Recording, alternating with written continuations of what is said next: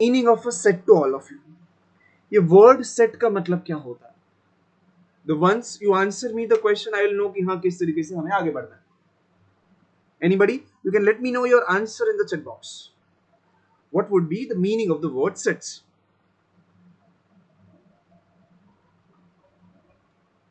हाँ जी, anybody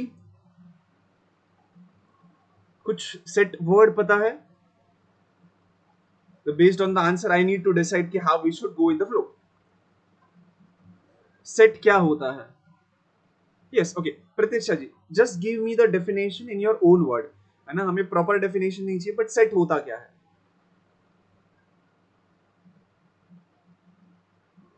a set is something, but किस तरीके से कहेंगे? ओके, वेरी गुड यार Khushi ji, it is a collection. Yes yes yes, okay collection होता है, right? A set is a collection in a specific pattern. Okay, specific pattern के अंदर एक कलेक्शन होता है, उसे हम लोग कह देंगे set. Okay, so based on this answer I know कि हाँ what things need to be covered.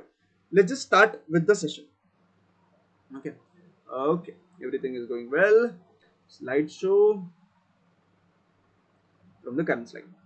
Okay, so we are having a bridge course 2020-2021 and my name is Jas. Okay, वो तो लिंक से पता चल गया, बट हम लोग स्टार्ट करेंगे बात करना सेट्स के बारे में। नॉर्मली हम लोग सेट्स के बारे में not only mathematics but normally भी हम लोग जनरल लाइफ के अंदर सेट्स के बारे में बहुत बात करते हैं। जैसे कि मुझे आंसर्स भी मिल गए।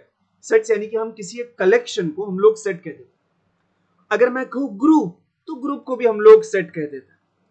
So there are many situations in which we talk about the word sets. The same definition does not holds for our mathematics. वहां पे कुछ थोड़ा ज्यादा चाहिए उसको, है ना? It required something more. आज हम लोग स्टार्ट करेंगे हमारा session by knowing what is the meaning of the sets in mathematics. Okay. Okay. So in everyday life we generally talk about the group or a collection of an object. जो आप लोगों ने भी सोचा, sets यानी क्या? Collection of an object. For example, अगर मैं एक टीम है उसके मैं सेट कह सकता हूँ, एक पेंक्वीट है तो मैं उसे एक सेट बोल दूं, एक बंच है, फ्लॉक है, family of collection of different objects.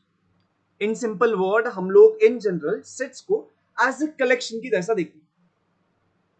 But जब मैंने एक वर्ड कलेक्शन यूज किया, वहां पर चीजें कुछ वेल डिफाइंड सी नहीं लगी। In what sense? अगर हम लोग बात करें ये पहले सेट के बारे में, सपोज मैं एक कलेक्शन बना रहा हूं, successful person in your city. इस सेट के बारे में थोड़ा सोचता है। सो मेरा दूसरा पॉइंट यह है कि it is very important to determine whether a given object belong to a collection or not. अगर मैं ये कहता हूं सेट इज अ कलेक्शन, तो मुझे ये पता होना चाहिए कि भाई उस कलेक्शन में है कौन और कौन नहीं है। मेरा ये जो पहला वाला कलेक्शन है यानी कि successful person in your city, अगर मैं इसको देखूंगा तो मेरे लिए इसका डेफिनेशन कुछ और होगा। शायद से सक्सेसफुल का मतलब मेरे लिए वो लोग होंगे जिन्होंने अच्छा खासा पीएचडी किया हुआ है, रिसर्च किया हुआ है, जो एजुकेशन फील्ड में कुछ ज्यादा अच्छा काम कर रहे हैं। For somebody else stock broker हो सकता है, कुछ अच्छे कमाने वाले लोग हो सकते हैं। For somebody else it could be a spiritual गुरु जो सक्सेसफुल कह सकते हैं, right?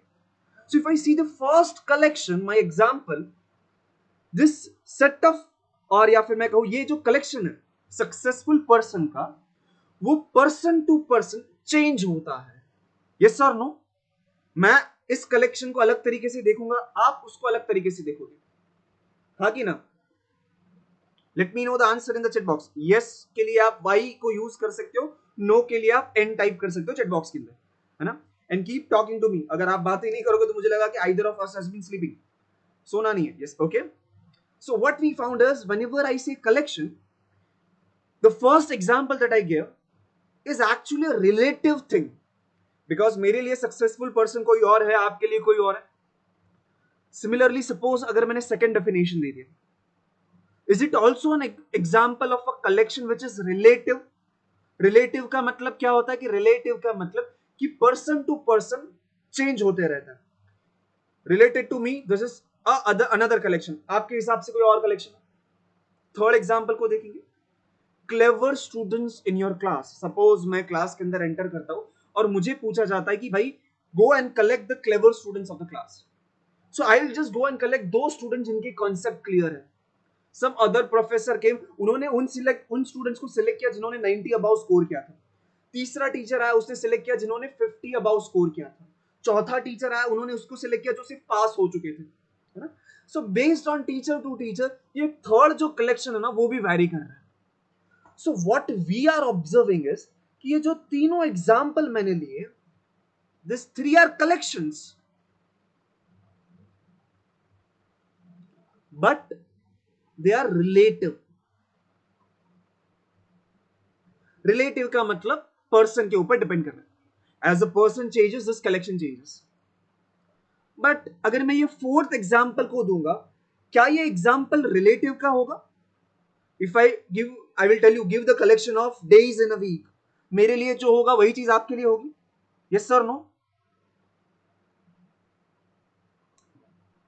Let me know in the chat box, please. Yes, okay. Similarly, first 5 natural numbers. Can somebody let me know first 5 natural number कौन से है? Let me know the first 5 natural number in the chat box.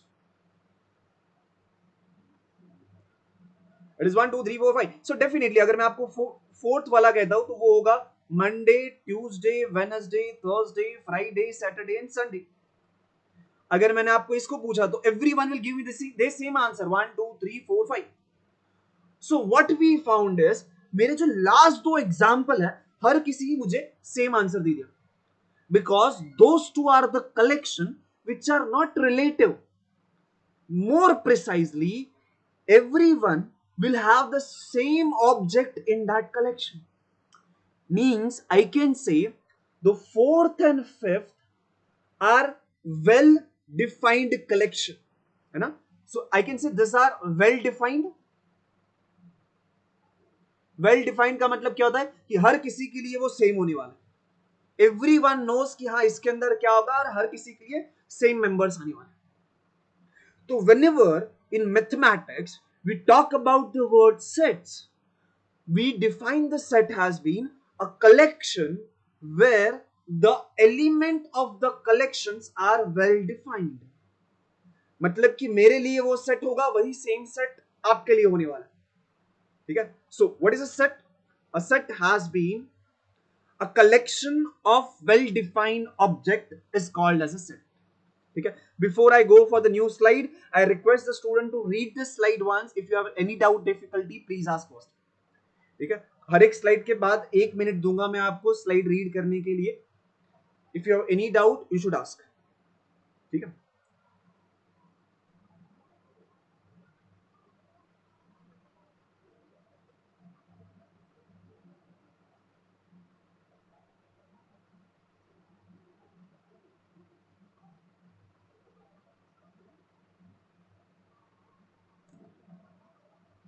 I'll just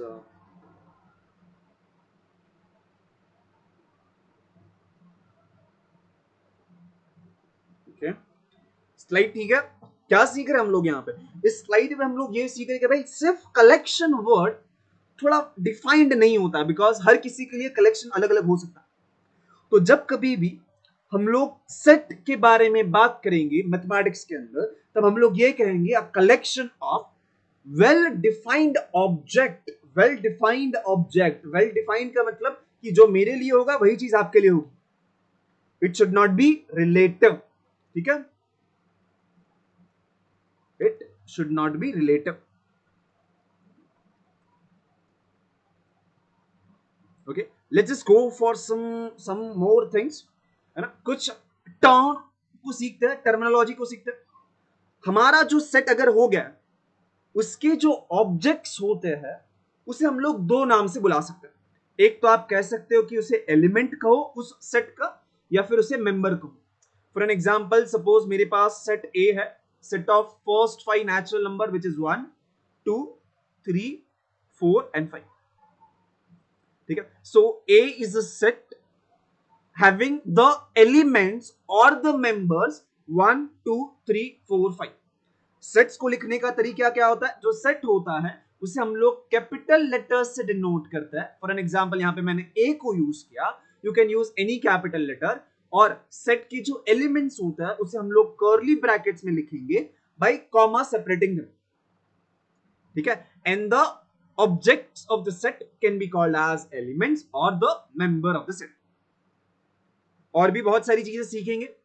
क्या सीखेंगे भाई? I know my one is the element of A, this thing can be written as one belongs to A. ये हो गया notation. Because जब हम लोग आगे आगे बढ़ेंगे तब हम लोग बार बार नहीं लिखेंगे कि हाँ भाई this object is an element of it, हम लोग डायरेक्टली नोटेशन लिखेंगे वन बिलोंग्स टू ए, इसको पढ़ा जाएगा बिलोंग्स, उसका मतलब one is the element of the set ए, ठीक है। We denote the set by a capital letters and the elements of the set by the small letters, ठीक है। If I want to talk about elements, उनको represent करने के लिए हम लोग small letters को use करते हैं। If x is an element of a set A, we denote it by x belongs to A, ठीक है, जो अभी अभी मैंने आपको बताया, वन के लिए एग्जाम्पल बताया। और अगर वो नहीं है, फॉर एन एग्जाम्पल, क्या मेरा 6 जो है सेट ए का एलिमेंट है? Can I say 6 is an element of A? Yes और no? 6 is an element of a set A, yes और no?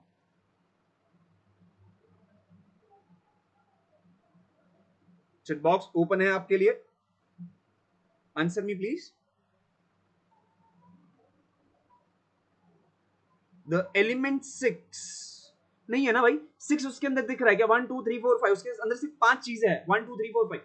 So my 6 is not a element, not an element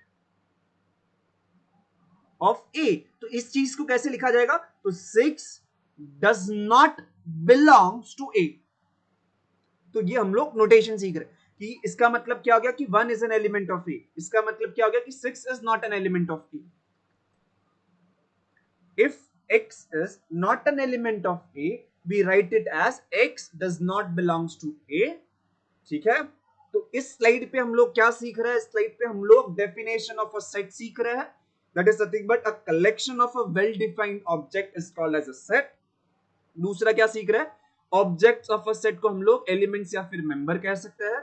तीसरा point है कि भाई जो भी सेट है उसको हम लोग कैपिटल लेटर से डिनोट करेंगे, जो उसके एलिमेंट है उसे हम लोग स्मॉल लेटर से डिनोट करेंगे।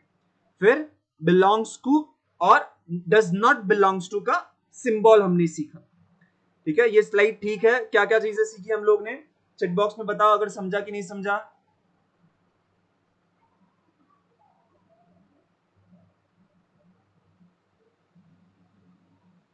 हाँ जी, is this slide okay?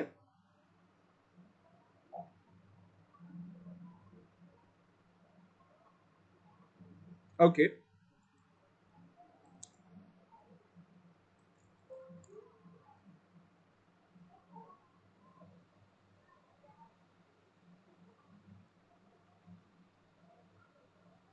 Okay,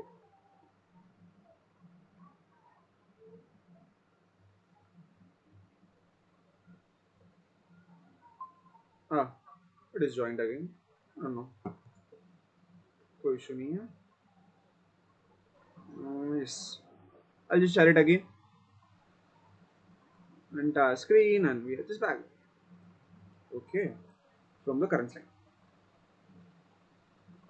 okay, is it done? Yeah. So slide में क्या क्या पढ़ा है एक बार रीड कीजिए प्लीज।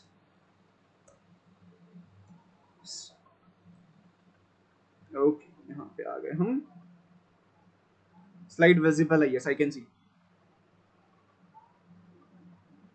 स्लाइड में समझा डेफिनेशन, सिंबल्स? आगे बढ़ सकते हैं हम।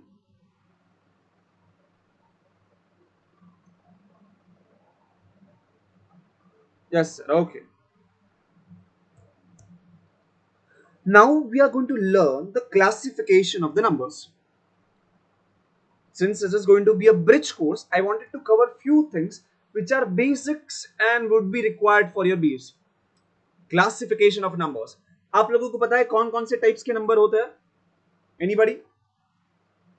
टाइप्स ऑफ नंबर, कौन कौन से टाइप के नंबर होते हैं?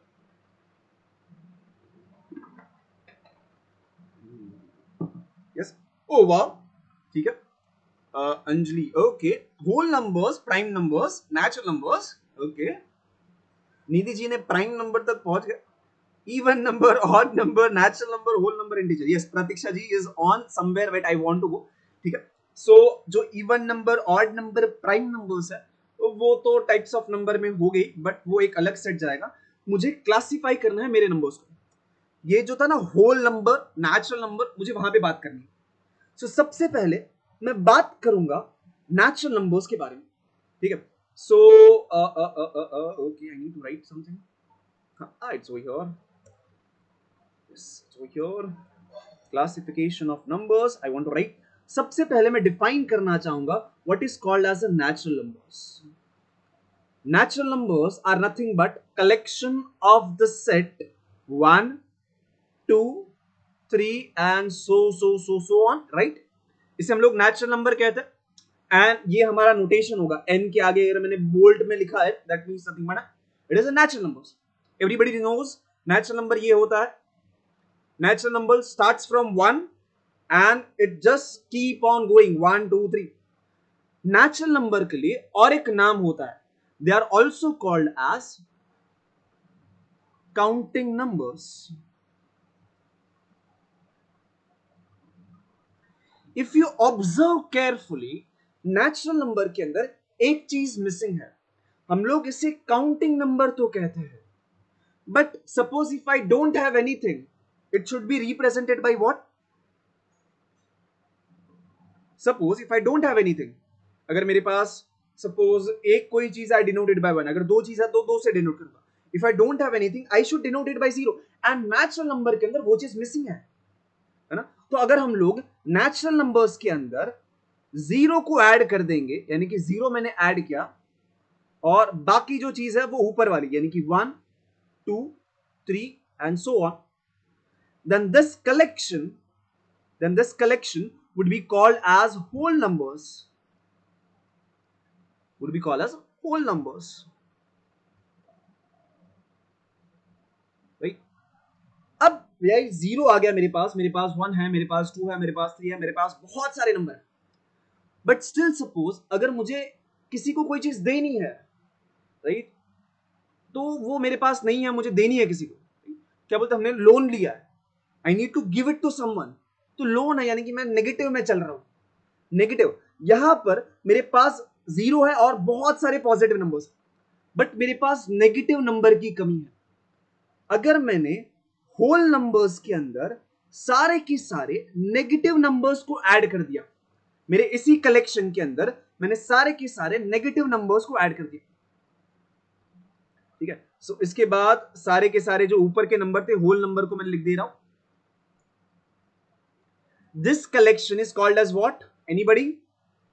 ये जो कलेक्शन है उसे क्या कहा जाता है?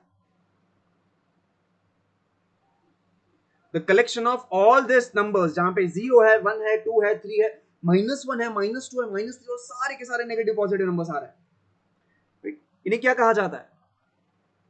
Let me know in the chat box. They are called integers, okay, integers. और इंटीजर्स के लिए हम लोग नोटेशन यूज करते हैं z, ठीक है। आई नहीं यूज करेंगे, हम लोग z को यूज करेंगे, because in Greek integers are called ज़ेंट्रो, hence we use z as a symbol.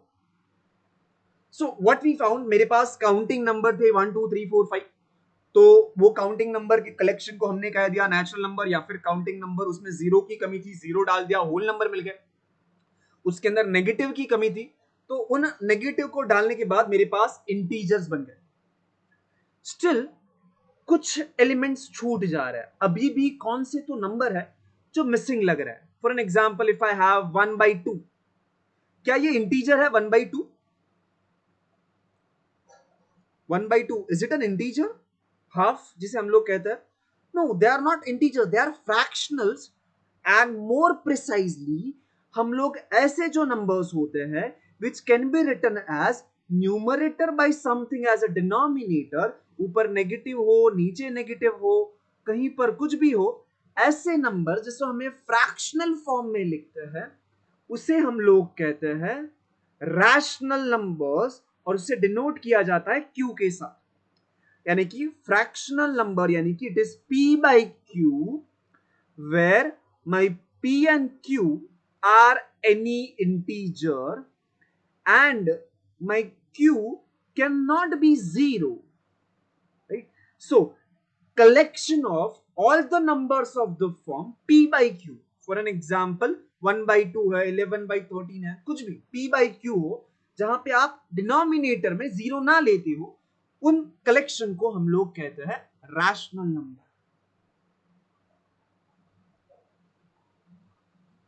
By the way someone late me no कि यहां पे अगर q जीरो होगा तो क्या हो जाएगा। Suppose if I have 1 by 0, what is my answer?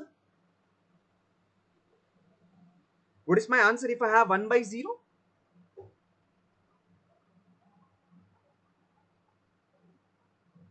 What is 1 by 0? It is not defined. Very good. Very good. It is not defined. Anything divided by 0 is not defined. ठीक है, very good. बहुत ही बढ़िया. Okay, so what we found कि भाई अब मेरे पास integers के बाद रैशनल नंबर भी आ गए, fraction. Can I tell you कि 1 इज अ रैशनल नंबर? क्या मैं ये कह सकता हूं 1 is a rational number? Yes और नो? इसका मतलब क्या है? 1 belongs to rational numbers. Is it true? क्या 1 इज अ रैशनल नंबर? सोच के बताएंगे। अगर वो रैशनल नंबर है तो क्या होगा? It should be of the form p by q। क्या 1 को मैं p बाई q के फॉर्म में लिख सकता हूं? क्या can I write 1 as 1 by 1? It is p by q where p and q both are integers and q is not equal to 0. Hence I can say that all integers are rational numbers. Yes, सारे के सारे integer are rational numbers. Because अगर मैं आपको बोलता हूं -5, वो भी रैशनल नंबर है, बिकॉज -5 को आई कैन राइट -5 by 1, सो वो भी एक रैशनल नंबर है। बट उल्टा ट्रू नहीं है, ये 1/2 एक रैशनल नंबर है जो इंटीजर नहीं है। ओके, रैशनल नंबर सबको समझा क्या होता है रैशनल नंबर्स? हाँ जी, rational numbers. Okay, I got the yes.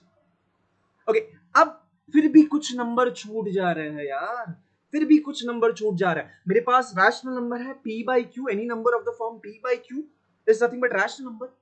But suppose if I give you the number, if I give you the number, I'll write it with this color. Okay, if I give you the number e, ये e क्या होता है याद है, पता है किसी को? या फिर ये पाई क्या होता है?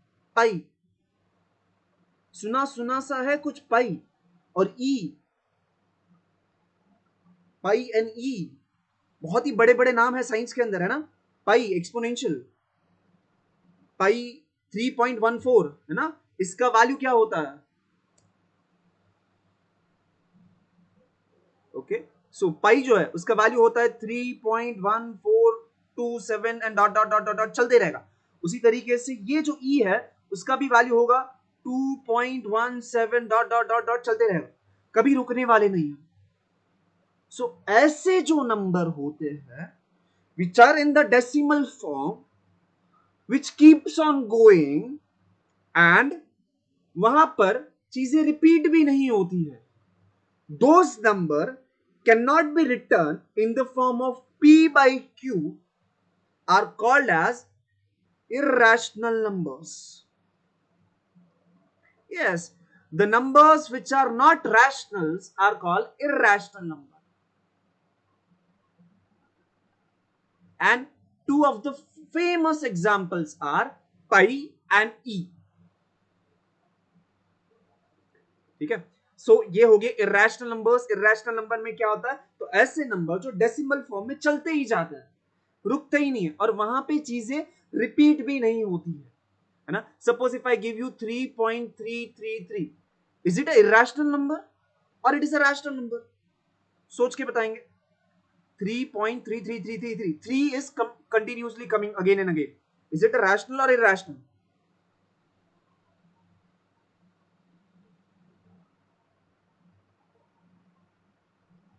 सोचेंगे थोड़ा, it should be a rational number. Reason क्या है पता है? Because I can write this is same as 10/3। अगर आप कैलकुलेटर में 10/3 करोगे ना तो आपको मिलेगा 3.33333 चलते जाएगा। तो समझ क्या रहे हैं हम लोग यहां पर कि जब कभी भी डेसिमल के अंदर नंबर्स चलते ही रहते हैं और उसके अंदर रिपीटेशन नहीं होता, यहां पे क्या रहा ना, 3 बार बार रिपीट हो रहा है, अगर रिपीटेशन भी नहीं हो रहा है तो वैसे नंबर्स को हम लोग कहते हैं irrational number. In simple word, irrational number यानी कि वो सारे नंबर जो रैशनल नहीं है। ठीक है, तो अभी अभी हमने जो पढ़ा है उसको एक फटाफट से डायग्राम में रिप्रेजेंट करके आगे बढ़ते हैं। ठीक है, so first of all we started with, I should use a good colour जो दिखे अच्छे से, सो येलो से जाएंगे। सबसे पहले हम लोग ने नेचुरल नंबर से स्टार्ट किया। नेचुरल नंबर के हमारे पास से 1 था, 2 था, 3 था।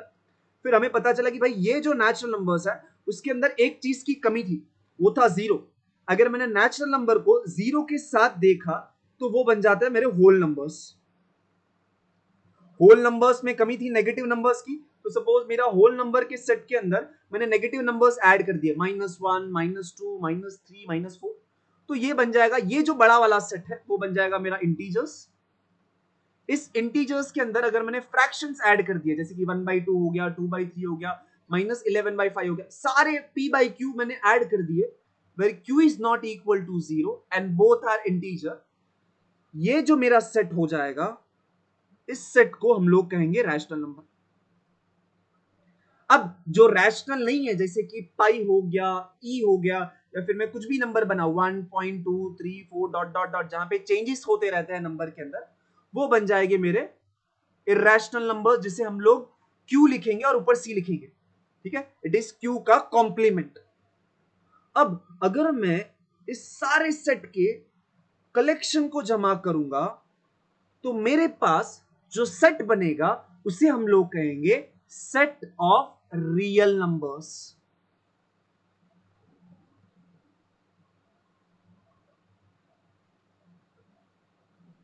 ठीक है, ये डायग्राम समझ रहा है मैंने क्या किया? मैंने नेचुरल नंबर्स लिया, उसके अंदर जीरो को ऐड किया, होल नंबर, नेगेटिव को ऐड किया, इंटीजर, फ्रैक्शन को ऐड कर दिया, रैशनल, रैशनल प्लस इरैशनल जाके बनता है set of all real numbers. Yes, थोड़ा डायग्राम को समझने की कोशिश करेंगे। अगर किसी को कुछ डाउट रहेगा और आपको कहीं पर भी पॉइंट पे लगेगा ना कि सर ये कॉन्सेप्ट नहीं समझ रहा है, तो प्लीज चैट बॉक्स में लिखने का वर्ड रिपीट। जैसे ही आप रिपीट लिखोगे तो I just explain the slide again. ठीक है, बट ये नंबर सिस्टम समझा सबको? Yes sir, okay okay, I wait for 3 student. Sir can you please show the previous slide? Okay, I'll just show the previous slide. Okay, this is the previous slide. Yes, it is Riddhi Jaishwal.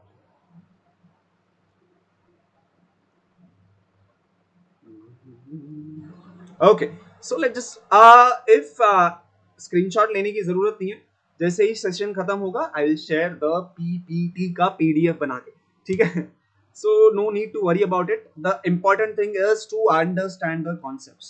Okay, concept को समझ लो, मेरे लिए वो ज्यादा important है। Share कर दूंगा मैं पूरा पीपीटी। सिंबल्स सीखना है हमें, ठीक है, सिंबल्स यहाँ पे सीखते हैं। इंपॉर्टेंट टर्म्स, ओके, सो यहाँ पे सीख लेते हैं इंपॉर्टेंट टर्म्स। हम लोग सेट्स को बहुत ज्यादा डिटेल में नहीं देखेंगे बिकॉज हमारा टॉपिक है फंक्शन, बट अगर हम लोग सेट्स के बारे में बात करते हैं तो आगे वाला जो डायग्राम था वहां पे can I say every natural number is a whole number? Yes और no? Can I say every natural number is a whole number? Yes, because 1, 2, 3, 4, 5 ये सारे के सारे whole numbers भी है. So what we do is we denote it by the notation of subset. This means every natural number is a whole number. That means natural numbers are subsets of whole number. So whole numbers are subsets of integers. Integers are subsets of rational numbers, and rational numbers are subsets of real numbers. Also, my this set of all irrational number is also a subset of set of all real numbers.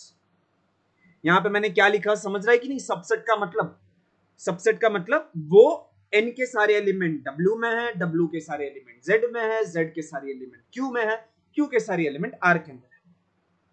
इस अब हमें और भी कुछ terminology सीखना है। अभी हम लोग यहाँ पे क्या सीखे, सबसेट का मतलब क्या होता है।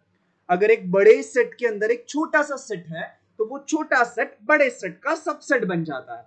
नोटेशन ये रहा, हम लोग ये उल्टा टेढ़ा यू लिखेंगे और नीचे इक्वल का साइन करेंगे, ठीक है। ओके, सो आगे बढ़ेंगे। अगर सपोज मेरे पास एक सेट है, suppose this is my set A, this is my set B,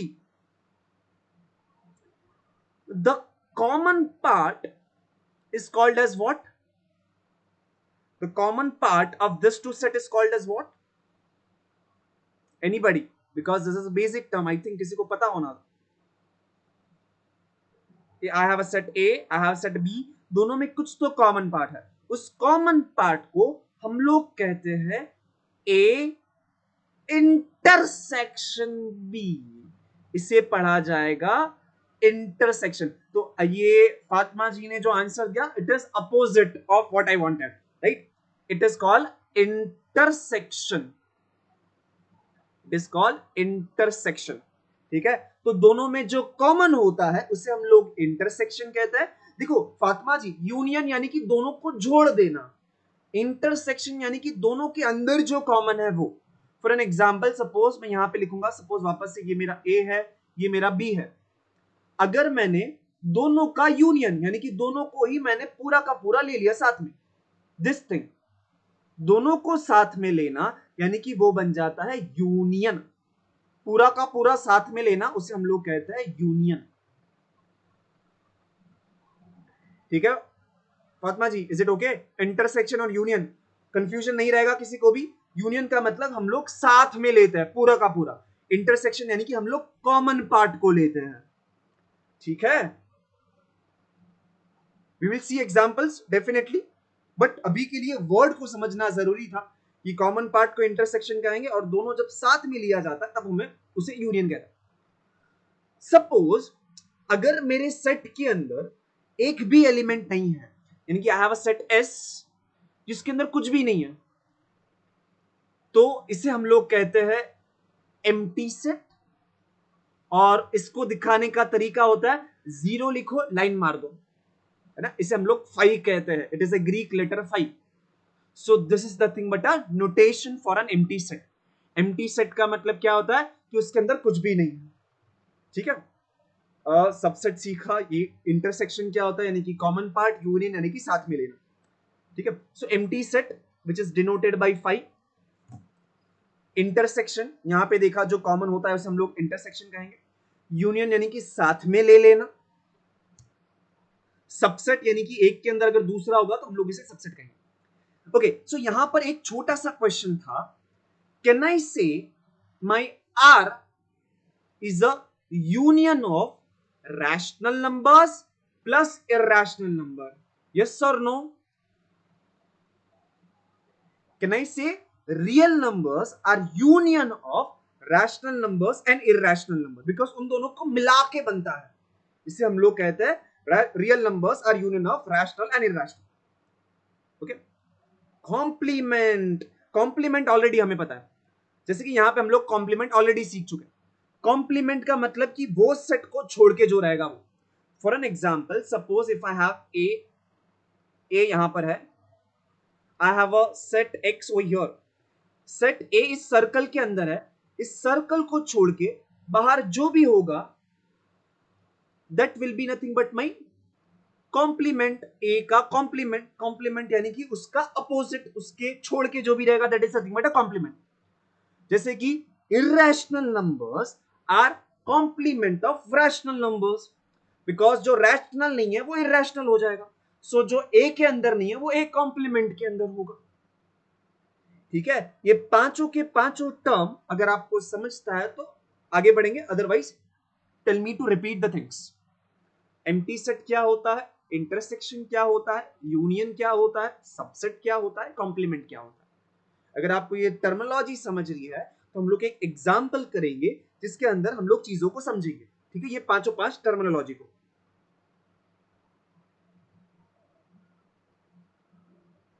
okay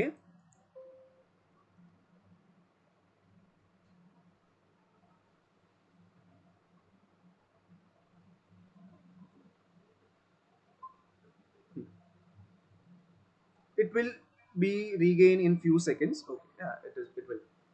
So ज़्यादा issue नहीं करेगा.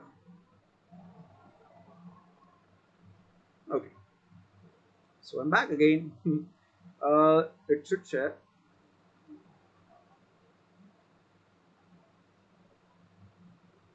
Okay, is it sharing? No, नहीं अभी तक share नहीं हो रहा है. Okay, अभी okay, okay, हाँ जी. Okay, it will share in some time.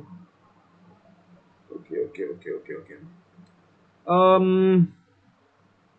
okay, share it, Baba. Might be next जो सेशन होगा ना वो संडे नहीं करेंगे, ठीक है, कोई और डे पे करेंगे. Let's see. I just let you know in the WhatsApp group because Sunday घर से इंटरनेट इश्यूज हो रहे हैं आज. कोई नहीं, it should regain the network in few seconds. तब तक वो टर्म के बारे में आप सोच सकते हो. टर्म कौन कौन से थे? The terms were empty set, union, intersection, subset and complement.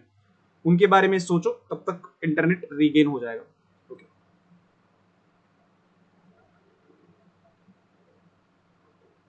Okay,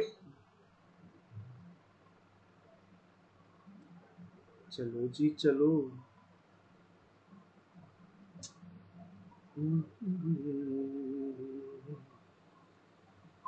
Yep, it is back. Thank you. Okay, so we are over here. Entire this came. Okay, now ठीक है, दोनों जगह पे ऑडियो चालू होगा तो वो इशू होगा. ठीक है, बट अब सही है. ठीक है, once it start sharing the screen हम लोग कंटिन्यू करेंगे. ज्वाइन तो हो गया, स्क्रीन शेयर क्यों नहीं हो रहा है?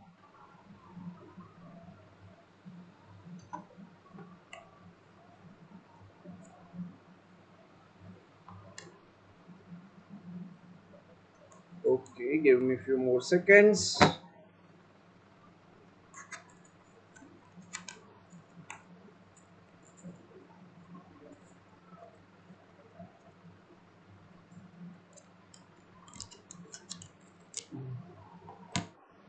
Let me just join it through this device as well. Okay, give me 2 more minutes, yeah.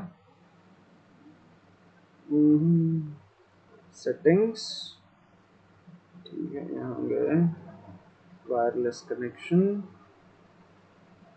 और ये ठीक है. This way should work. This way will work definitely. Yes.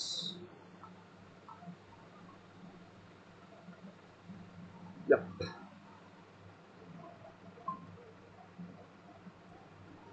Okay.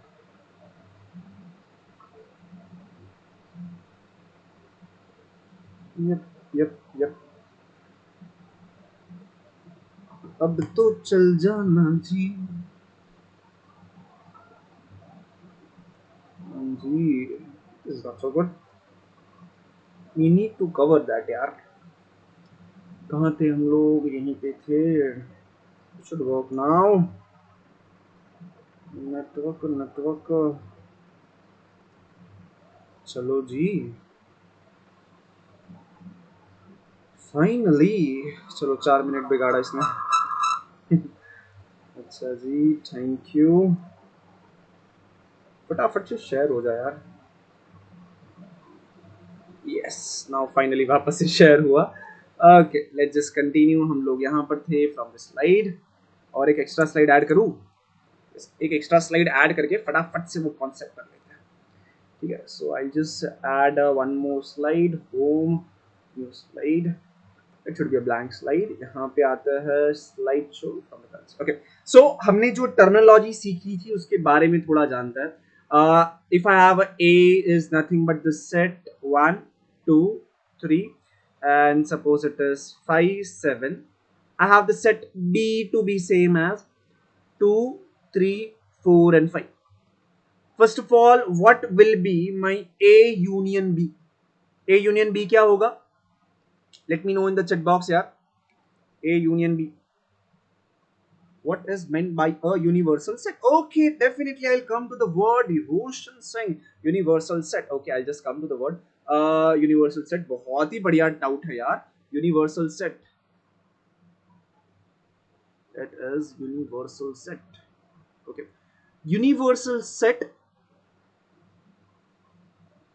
is the biggest set for that example and rest of the sets in it are subset of it. Universal set जो होता है, universal set, रोशन जी आपका जो doubt था, universal set यानी कि एक ऐसा सेट जिसके अंदर ही आप लोग काम कर रहे हो. फॉर एन एग्जांपल, सपोज अगर मैं वीक डे के क्वेश्चन के ऊपर काम कर रहा हूं, what is my universal set? My universal set is Monday, Tuesday, Wednesday, Thursday, Friday, Saturday, Sunday. That becomes my universal set for that example. यानी कि मेरे जो भी एलिमेंट होंगे, every element belongs to that set. सबसे बड़ा possible set would be my universal set and it changes as the example changes. ठीक है? Okay, so I can see the answers are 1 2 3 4 5 and 7. Correct. One student, I think Roshan, gave the answer 2 3 and 5. Roshan, that is nothing but the intersection, A intersection B. तो जब कभी भी हम लोग union बोलेंगे, union का मतलब सब चीजों को साथ में लेना, इंटरसेक्शन का मतलब सिर्फ वो चीजों को सिलेक्ट करना जो कॉमन है. जैसे कि 1 3 and 5, that is nothing but intersection. ठीक है? So intersection is nothing but collecting those thing which are common. Union का मतलब जो भी है सबको साथ में ले लेना. ठीक है? सबसे पहले रोशन, यूनिवर्सल सेट का मतलब समझा? ओके, देन प्रतीक्षा जी का डाउट है कुछ, तो subsides all the other sets, subsides all the other sets. Okay, it contains all the other sets. Yes, I think she answered the questions of universal set. Yes, जो सबसे बड़ा set होगा जिसके अंदर सारे के सारे एलिमेंट आ जाएंगे उसे हम लोग यूनिवर्सल सेट कहेंगे. राइट? सो ये हो गया भाई A union B. Suppose for this example my universal set I denoted by S is nothing but 1 से लेके 10. This is my universal set for this example. Suppose. Then what will be my A complement? A complement में क्या आएगा फिर? सोच के बताएंगे. A complement के अंदर वो सारी चीजें होगी जो A के अंदर नहीं है. But those things are from universal set only. Correct? So it would be the remaining number, यानी कि 4 होगा, 6 होगा, 7 नहीं होगा बट 8 होगा, 9 होगा, 10 होगा. मैंने बाकी सारे एलिमेंट क्यों नहीं लिए? 11 12 13 14 15 वो सारे क्यों नहीं लिए? बिकॉज मेरा यूनिवर्सल सेट के बाहर नहीं जाना है. Universal set is my largest set for that example. जितने भी पॉसिबल एलिमेंट है यूनिवर्सल सेट के अंदर होते हैं. सिमिलरली बी कॉम्प्लीमेंट मुझे कोई बता दो भाई, बी कॉम्प्लीमेंट क्या होगा? इट वुड बी 1 होगा भाई, 6 होगा, 7 होगा, 8 होगा, 9 होगा, 10 होगा. Everybody understood? यूनियन में सब कुछ साथ में लेना है, इंटरसेक्शन में जो भी कॉमन है उसे लिखना है, कॉम्प्लीमेंट में यानी कि जो उसके अंदर नहीं है बट यूनिवर्सल सेट के अंदर है उसे हम लोग लेते हैं. ठीक है? Everybody is okay with this operation of sets? Okay, let's just continue with the order pairs. Order pair यानी कि क्या होता है भाई? ऑर्डर पेयर यानी कि जिसके अंदर ऑर्डर इंपॉर्टेंट हो. पेयर यानी कि दो एलिमेंट हो गए. राइट? सो सिंपल वर्ड के अंदर मैंने बता दिया भाई, ऑर्डर यानी कि the order in which they appear is important. For an example, if I tell you 1, 2, in this 1 जो है वो पहले आ रहा है, 2 बाद में आ रहा है, and I have 2, 1. This two things are different because order अलग अलग है. पेयर का मतलब दो एलिमेंट का होना. A pair A comma B of numbers such that the order in which the number appears is important will be called as an ordered pair. In general, the order pair AB and BA are different. In the order pair, the A is called as the first component and B is called the second component. हम लोग धीरे धीरे function की ओर बढ़ रहे हैं. Function समझने से पहले हमें रिलेशन को समझना पड़ेगा. रिलेशन समझने से पहले हमें ऑर्डर पेयर को समझना पड़ेगा. ठीक है, तो भाई ये ऑर्डर पेयर क्या होता है, यानी कि ये पेयर है जिसके अंदर ऑर्डर इंपॉर्टेंट होता है, यानी कि ए बी और बी ए दोनों का मतलब अलग अलग है. ठीक है, तीनों पॉइंट सबको समझा और ऑर्डर पेयर का मतलब समझा सबको.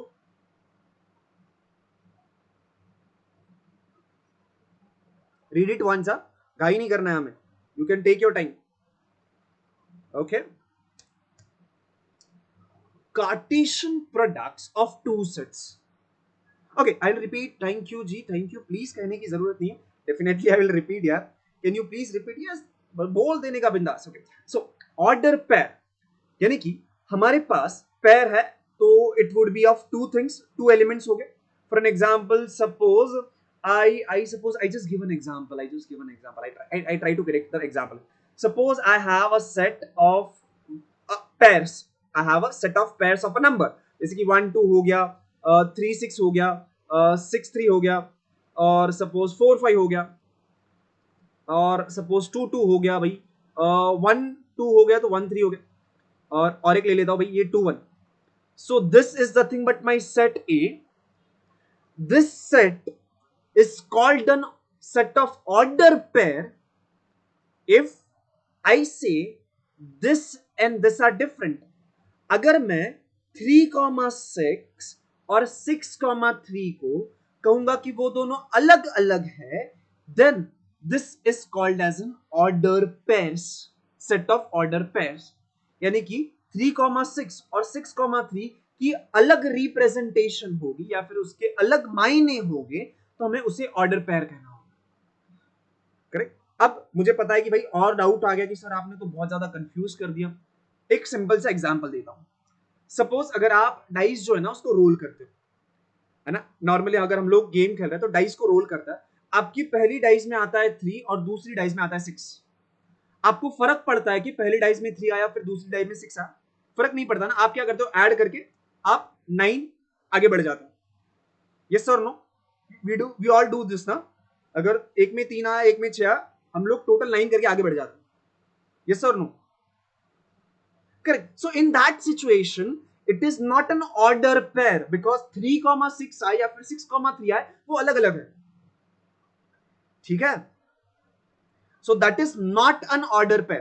But suppose गेम खेलने से पहले मैंने रूल बना दिया कि भाई आप डाइस जब डालोगे तब अगर आपको 3,6 आ रहा है, देन आपको जो पहला नंबर आएगा उसके आपको डबल पॉइंट्स मिलेंगे और दूसरा नंबर आपको सिंगल पॉइंट्स मिलेंगे.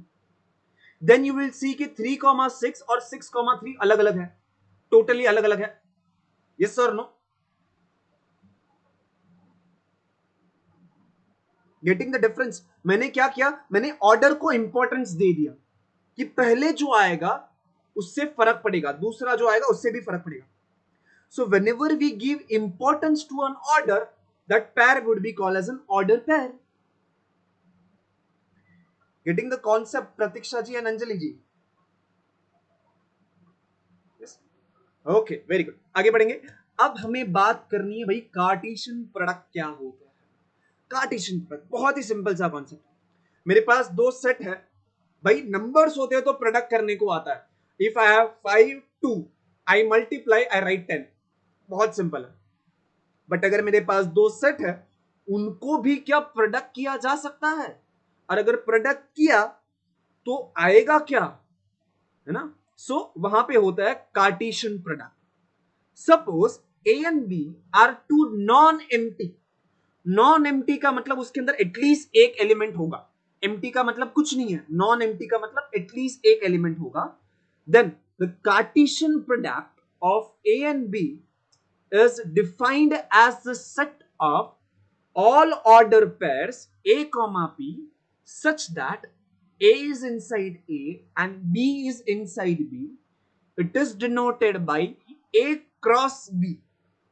सर ये तो आपने रीड कर दिया, कुछ समझ में ही नहीं आया है ना, तो थोड़ा उसको एक्सप्लेन करता है बाय यूजिंग एन एग्जांपल. ये तो नहीं समझ में आएगा बट इसको समझने की कोशिश करता है. So my A is a non empty set, B is a non empty set, then A cross B क्या होता है? सो A क्रॉस B के अंदर it is a set of the form A comma B, यानी कि इसके अंदर order pair हो गए जिसमें से फर्स्ट एलिमेंट मैं A में से चूज करूंगा. तो फर्स्ट एलिमेंट मैंने यहां से मैंने 1 को चूज किया और सेकेंड एलिमेंट मैं B में से चूज करूंगा, तो मैंने B में से 2 को चूज किया. सो 1,2 is nothing but N element of A cross B. उस तरीके से मैं 1 A में से चूज करूंगा, B में से मैंने 3 को चूज किया, 1 मैंने A में से चूज किया, 4 मैंने B में से चूज कर दिया. उसी तरीके से अब मैं 3,2 लिखूं, 3,3 लिखूंगा और 3,4 लिखूंगा. तो मैंने क्या किया, मैंने A, B कलेक्शन सेट किया जहां से A मैंने A में से चूज किया और B मैंने कैपिटल B सेट में से चूज किया. ये जो सेट बन गया of order pair is called as A cross B या फिर A Cartesian product with B. समझा? अब कार्टेशियन प्रोडक्ट में क्या करता है, अगर आपके पास दो सेट है तो उनका प्रोडक्ट कैसे करता है, तो ऐसे किया जाता है. ठीक है, जस्ट ट्राई टू डाइजेस्ट कि मैंने क्या बोला अभी अभी, बिकॉज एक एग्जांपल दूंगा जिसका आंसर आपको मुझे देना है.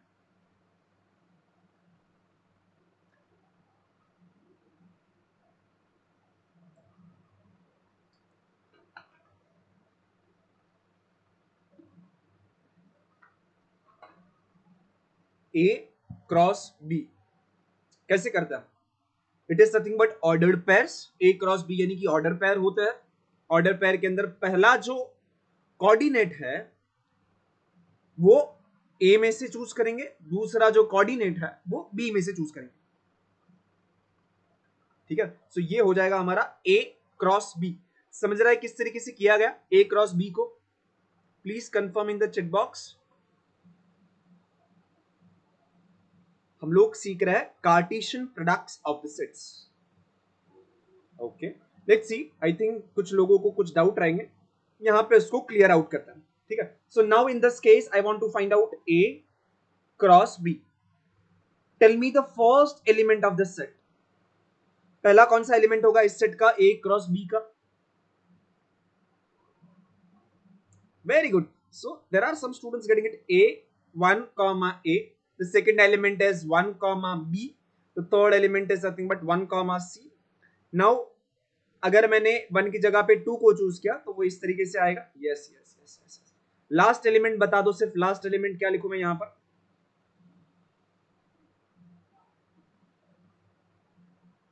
Yes, it is 2 comma C. अगर आप ऑब्जर्व करोगे, इफ यू ऑब्जर्व, मेरे पास A के अंदर कितने एलिमेंट थे? तो A के अंदर थे 2 element. So N of A यानी कि A के अंदर कितने एलिमेंट है, तो उस हिसाब से N ऑफ B क्या आएगा? What is N of B? Yes, it is 3. What is N of A cross B? Yes, it is 6. ये 6 कैसे आया? तो it is actually N of A times N of B.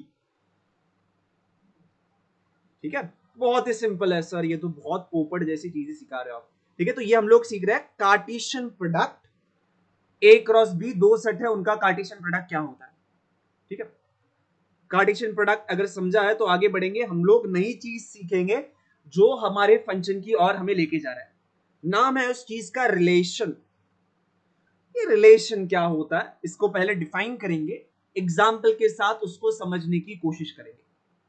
Relation, मेरे पास दो set है, उन दोनों सेट के बीच we can define a relation. Relation क्या होता है? तो अभी हमने जो सीखा, क्या सीखा हमने? प्रोडक्ट सीखा. तो अगर मेरे पास दो सेट है A and B, I can define A cross B. A cross B के अंदर क्या होता है, तो ए क्रॉस बी के अंदर A comma B where A is inside A and B is inside B, small B है वो, तो small B is inside B. Now A cross B is nothing but a product.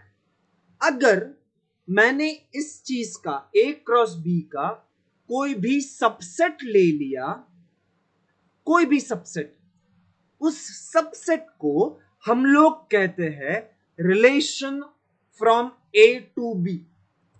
For an example, suppose मेरे पास ये है ए cross B ना, तो मैं इस ए क्रॉस बी का एक सबसेट ले लेता हूं के,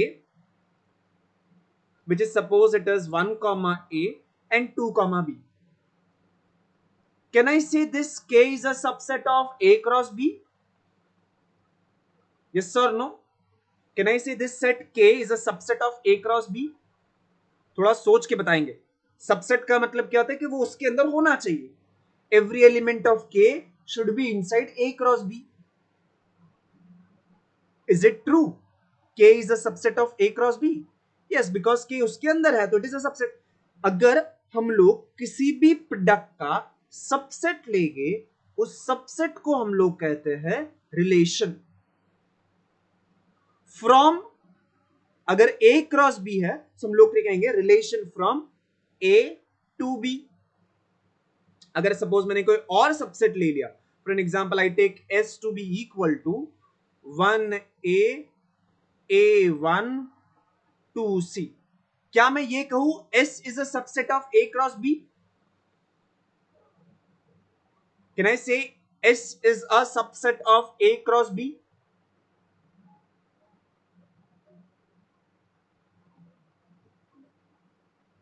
सबसेट कह सकूंगा? Now I can not, because A, 1 जो है वो A क्रॉस B में नहीं है ना. सो ये जो है ना वो प्रॉब्लम क्रिएट करेगा. अभी नहीं कह सकता हूं, तो मैं इसको चेंज कर दूं. Suppose I write 1 C. So now can I say this S is a relation from A to B? अब मैं कह सकता हूं S is a relation from A to B now. Yes, relation होने के लिए क्या होता है कि वो उसका सबसेट होना चाहिए. A क्रॉस B का सबसेट है तो हम लोग कहेंगे हाँ it is a relation from A to B. ठीक है, बहुत ही सिंपल सा, बहुत ज्यादा simple. If A and B are two non-empty sets, then any subset of A cross B is called as a relation from A to B.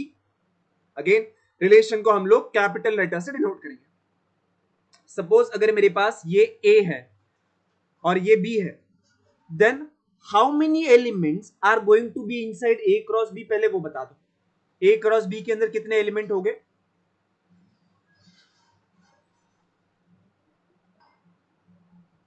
How many elements are going to be inside A cross B? मेरे पास A ये रहा, B ये रहा. कितने element हो गए भाई? It would be 15. 5 यहां पर है, 3 वहां पर है, तो टोटल हो जाएगा 15 है ना. 5 3 तो मैं उस सेट को लिख देता हूं भाई फटाफट. वो होने वाला है भाई 1 1 1 4 1 9, फिर आएगा भाई 2 1 2 4 2 9, फिर आएगा भाई 3 1 3 4 एंड 3 9, फिर आ जाएगा भाई 4 1 4 4 4 9. कुछ छूट जाएगा तो बता देना भाई, है ना. 5 4 and then 5 9. Okay, so this is A cross B. अब ये जो R है, is it a relation from A to B? थोड़ा सोच के बता दो. This R is a relation from A to B? Yes or no? Yes, because it is a subset of A cross B, and this relation can be represented diagrammatically like this. हम लोग A to B बोल रहे हैं ना, तो इसीलिए बोल रहे हैं because diagrammatically हम लोग उसको इस तरीके से डिनोट करेंगे. So this is my set A. If you observe, A के अंदर क्या था 1 2 3 4 5, B के अंदर क्या था 1 4 9. So ये मेरा सेट A है, ये सेट मेरा B है, and this diagram represent the relation R. 1,1 यानी कि 1 goes to 1, 2,4 यानी कि 2 goes to 4, 3,9 यानी कि 3 goes to 9। ये हो गया उसका एरो डायग्राम। ए जो है वो मेरा पहला वाला circle, B is nothing but my दूसरा वाला सर्कल। ठीक है, तो इस स्लाइड पे हम लोग क्या सीख रहे हैं? We are learning the definition of a relation. एक बार स्लाइड को अच्छे से देखो, कुछ डाउट रहेगा तो पूछो।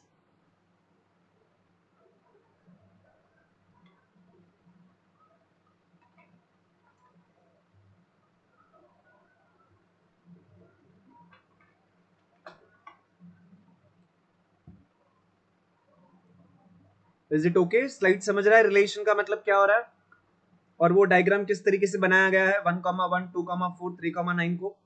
Yes sir, okay. ठीक है जी, आगे बढ़ेंगे। रिलेशन बहुत ज्यादा इंपॉर्टेंट है। फंक्शन डिफाइन करने के लिए भाई रिलेशन बहुत ही ज्यादा इंपॉर्टेंट है। Domain. Now we are going to learn few terminologies related to the relation. Domain का मतलब क्या होता है?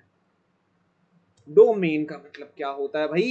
The set of all first component of the order pair in a relation R is called the domain of the relation. Sir कुछ नहीं समझा, क्या बोले आइए? Set of all first component of the ordered pair in a relation is called the domain of the relation. थोड़ा थोड़ा easy बनेगा अगर दूसरी बार पढ़ा तो। Set of all first component को अगर जमा किया जाए तो उस सेट को हम लोग कहते हैं डोमेन। ठीक है, एक बार एग्जांपल देखते हैं। Suppose this is my relation. इस रिलेशन में this is my first component, this is my second component. अगर मैं सारे के सारे इस फर्स्ट कंपोनेंट को मैं कलेक्ट करता हूं तो वो जो कलेक्शन होगा उसे हम लोग कहते हैं डोमेन। यानी कि इन दिस केस कैन आई से माय डोमेन सेट। अच्छा भाई येलो कलर से लिखेंगे बिकॉज वो अच्छे से दिखता है। डोमेन, मेरा जो डोमेन सेट होगा उसके अंदर क्या क्या आएगा? तो उसके अंदर आएगा -2, -1, 0, 1 and 2, because these are nothing but my first component in the order pair. तो ये डोमेन किस तरीके से लिखा गया समझा सबको? डोमेन का मतलब क्या होता है? It is a collection of all first component.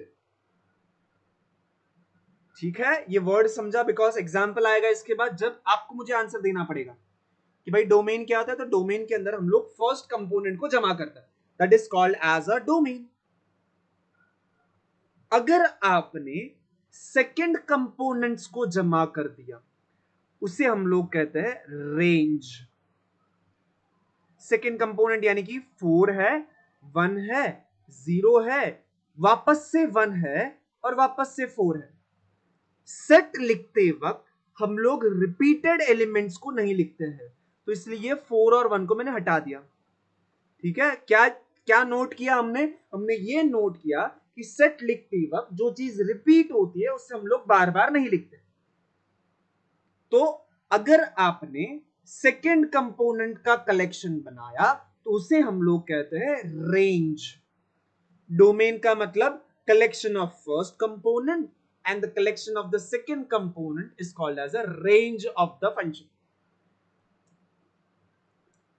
दोनों वर्ड याद रहेगा सबको, डोमेन और रेंज, बिकॉज ये मैथमेटिक्स के अंदर बार बार बार बार आता है। डोमेन का मतलब जो आपका फर्स्ट कंपोनेंट है उसको जमा करो, रेंज का मतलब जो आपका सेकेंड कंपोनेंट है उसको जमा करो। ठीक है, आगे बढ़े स्लाइड में। Is it okay both the words domain and the range? ठीक है, at the end of the class I am going to ask you questions. Codomain and range. Range तो हमने अभी अभी मैंने थोड़ा बताया, बट कोडोमेन के बारे में जानता है। ठीक है, कोडोमेन यानी कि आपका जो सेकेंड सेट होता है ए क्रॉस बी अगर है आपका, then B is called as a codomain. Codomain बहुत सिंपल सा है, उसके अंदर टेंशन है ही नहीं। तो कोडोमेन क्या होता है? If R is a relation from A to B, then your second set is called as a codomain for that relation, है ना? तो सेकंड सेट जो होता है उसे हम लोग कह देते हैं भाई कोडोमेन। सपोज इस एग्जांपल के अंदर हम लोग सारी चीजें लिखेंगे। सबसे पहले what is my domain for this relation, मुझे अपना डोमेन बता दो यार, what is my domain in this case. The domain set has the element, it is only 1 2 and 3। Very good. Range के अंदर क्या क्या आएगा भाई, रेंज के अंदर क्या क्या आएगा, it is 3 5 and 4। what would be my codomain in this example, codomain क्या होगा,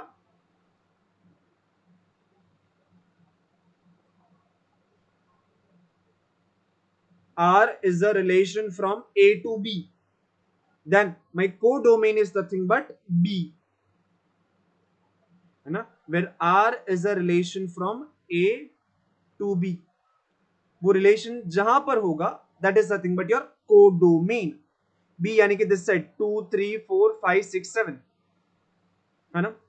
So my codomain in this case is nothing but B।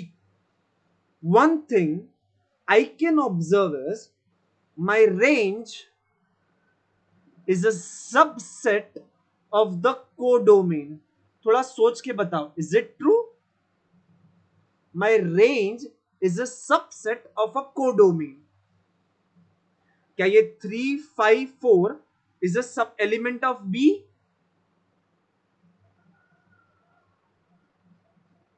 Yes, and this is always true, this is always true because मेरे जो second component होते हैं वो B में से आते हैं ना।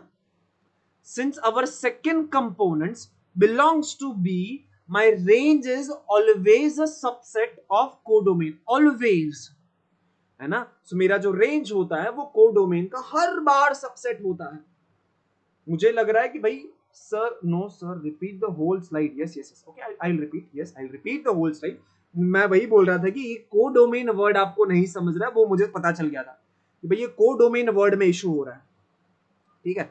So what I do, codomain word को समझने की थोड़ी सी कोशिश करता है, ठीक है। अच्छा अच्छा, एक एक इजी तरीका क्या होता है पता है, अगर ये तरीका नहीं समझ रहा ना तो मैं डायग्राम से एक्सप्लेन करने की कोशिश करता हूँ। So suppose if I have A, क्या है भाई, A is nothing but this, A is nothing but 1 2 3 4, it is 1 2 3 4। B थोड़ा बड़ा है, बी के अंदर आ रहा है भाई 2 है, 3 है, 4 है, 5 है, 6 है and 7 है। Now my relation is what? Relation is 1 goes to 3, 2 goes to 5 and 3 goes to 4। This is my relation R। So सबसे पहले नाम है प्रतीक्षा जी।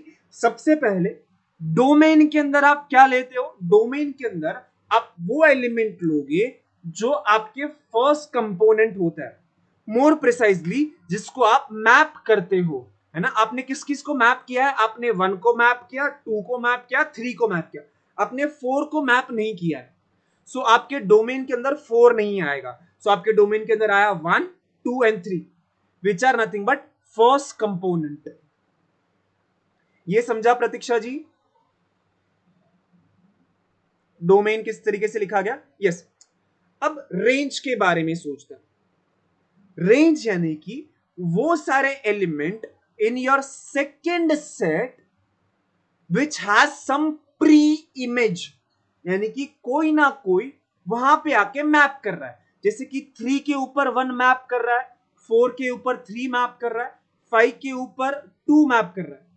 तो ये सारे एलिमेंट जो है वो बन जाते हैं आपका रेंज।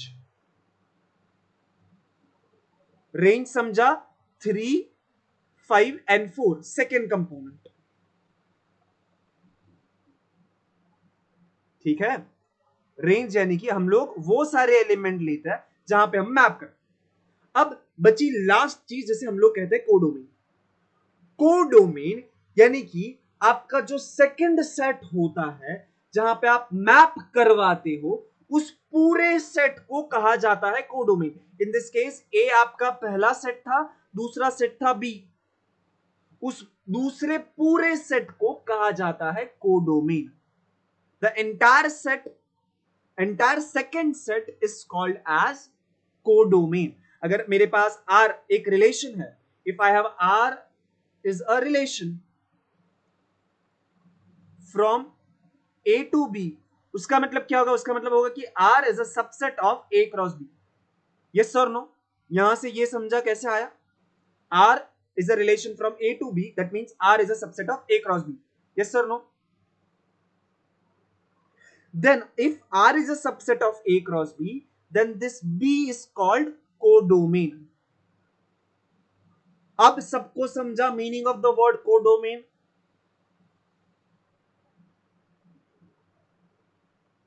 यस और नो? Yes, okay, very good. ठीक है, कुछ भी डाउट रहेगा तो ऐसे बीच में पूछो. अगर आप पूछोगे तो मैं और डिटेल एक्सप्लेनेशन दूंगा. अगर आपने कुछ पूछा नहीं तो मैं अपनी स्पीड से भागने लगूंगा. ठीक है, अब ये स्लाइड ठीक है, आगे बढ़े. क्या क्या सीखा हम लोग ने? सीखा भाई कि भाई डोमेन क्या होता है, collection of first component. Range क्या होता है, collection of second component. Codomain क्या होता है, यानी कि जो दूसरा सेट होता है उसे हम लोग कहते हैं कोडोमेन. रेंज का डेफिनेशन है, क्या लिखा है भाई? The set of all second component of the all order pair in a relation is called range of a relation. हम लोग ने वो ऑलरेडी देखा है. ठीक है, वो थोड़ा उसके नीचे आ रहा है, but I think you can read it in slide as well. Definition ठीक है रेंज का जो लिखा गया है डेफिनेशन.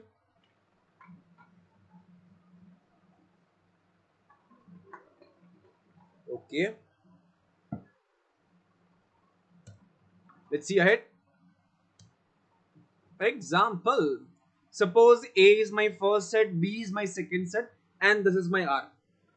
फटाफट से लिखेंगे कि भाई डोमेन क्या है. What is my domain? क्या क्या आएगा डोमेन के अंदर?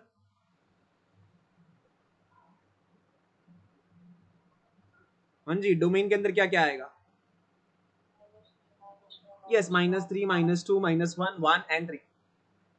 What is my codomain?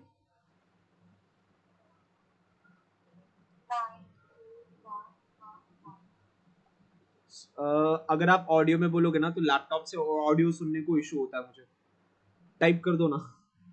Yes, because आपने 1 बोला, 5 बोला, वो सुनाई नहीं देता फिर उसके अंदर. लेट मी नो कोडोमेन क्या होता है.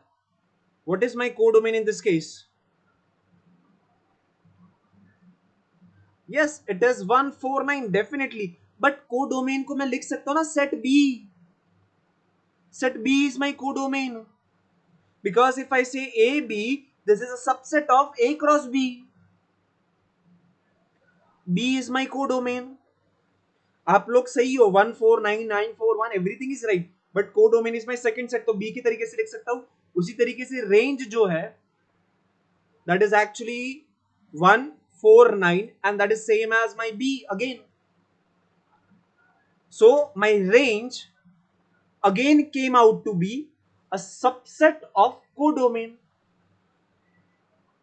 यहां पर जब हम लोग एक्स्ट्रा ये डैश करते हैं ना, वो ये बताता है कि भाई उसके अंदर होगा या फिर वो उसको इक्वल भी हो सकता है. In this case my range is actually same as my codomain. Yes और नो? एक बार सोच के बताओ कि भाई रेंज जो है वो भी 149 है, कोडोमेन जो है वो भी 149 है. हाँ कि ना? They are equal in this case. So what we understood is range can be a proper subset of codomain or it can be equal to the codomain. Yes? Is it okay? ये example के अंदर हमने क्या सीखा? The range can be equal to codomain.